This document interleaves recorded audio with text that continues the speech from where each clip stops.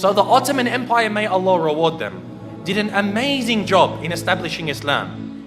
However, it wasn't just this. Many of us already know about this. We know that they conquered Constantinople. But as I said, there's much that we don't know. For example, many of us aren't aware of the time that Muhammad al-Fatih, rahimahullah, fought against Dracula. You've heard of Dracula before? When I say Dracula, you're probably thinking of a vampire. And you're saying, yeah, Musa, you're telling me that Muhammad al-Fatih fought a vampire? What's next? He fought Superman? No. Dracula was a real man. There was a real man named Dracula, and he ruled over the southern part of the country of what we call today Romania. Now, Muhammad al-Fatih, rahimahullah, as he began to advance into Eastern Europe, for example, Bosnia, Serbia, Hungary, all of these lands, the people of Wallachia, of southern Romania, they wanted to fight against the Ottomans. However, they were very weak, and so they had to make a peace deal with him. So as part of this peace deal, Muhammad al-Fatih, rahimahullah, he said to the ruler, he said, you have to send me 2 of your sons, and we will send them to Istanbul to be educated. So he sent his 2 sons. One was named Vlad, and one was named Radu. Now Vlad is the one who we know as Dracula, because the word Dracula, it means son of Dracul, which was the name of his father. Dracul, it means shaitan, it means a devil. So he's the son of shaitan, and this is actually quite relevant. It's rather fitting when you hear about this man.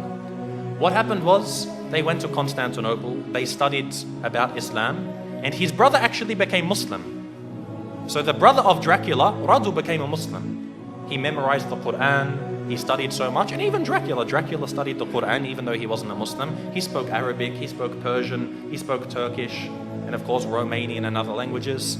And later on, he was sent back to his country, where Radu remained, and he became the ruler of his country. Because the Ottomans realized they can't send a Muslim to rule over the country because they're Christians. They wanted to send Vlad, Dracula, so that they could get him there and then defeat him in a war, and they would rule the country.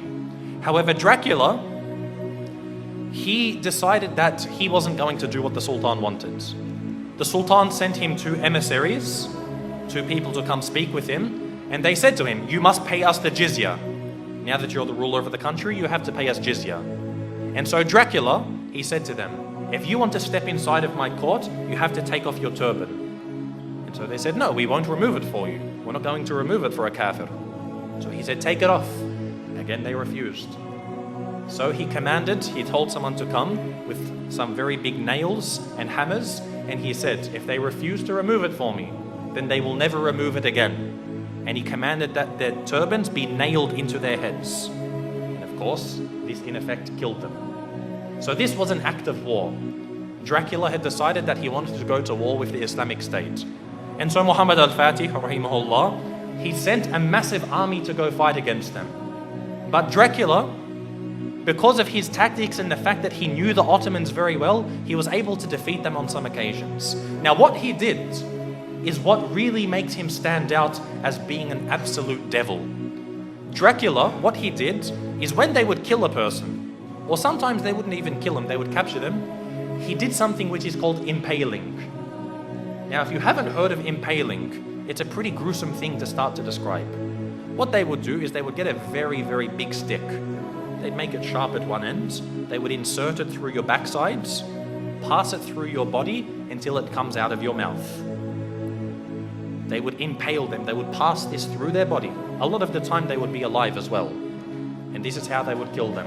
And then they would put this in the ground, then impale the next person, put him next to him. And the Ottoman army, when they went to go check on their troops, they found that on one of the very long roads leading to the capital of this area, they found 20,000 Muslims impaled along the sides of this road. Imagine this. And we suffer today. No doubt we suffer as Muslims today. But things like this, you can't really compare. 20,000 of them impaled. You can imagine how Muhammad al-Fatih, rahimahullah, he feels. To see even one Muslim killed is too much. But to mutilate their bodies after this was something which was, beyond what was acceptable. And so he decided to send Radu, who was the brother of Dracula. He sent him to go fight against his own brother. And eventually Radu, rahimahullah, he was able to actually eventually catch up with his brother. This is after he commits so many more atrocities. Even the Christians, they started to back off from him. Because what happened was he, being Romanian, he was Orthodox, he wasn't Catholic. But he actually said to the Pope, he said, if you give me some more troops, I'll become a Catholic for you. Anything you want, I'll change my religion for you. He couldn't care. He wasn't a man of true belief. He was only a man of pragmatism on the battlefields. And so even the Christians started to distance themselves from him. However, the Muslims, they caught up with him and they faced him in battle. And it's unclear if the Muslims killed him or if his own people turned upon him and killed him. But either way, Dracula was killed. And the Ottomans, the Muslim army, defeated Dracula. And so what they did was they removed his heads and they took it to the city of Istanbul and they put it on a very, very large stick. They impaled his head and put it at the gates of Constantinople, where it stood for about 2-3 months, to say, if you want to be like this man, wage war against us. This was the demise of Dracula.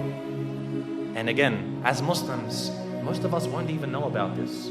How many people know that Dracula was a real man? And we as Muslims, we fought him and we killed him. You know how they say garlic kills Dracula, or a silver bullet to the heart, or a wooden stake? None of these kill Dracula. Muslims kill Dracula. So anyone who wants to follow the way of Dracula, they will face the same wrath from the Muslim Ummah.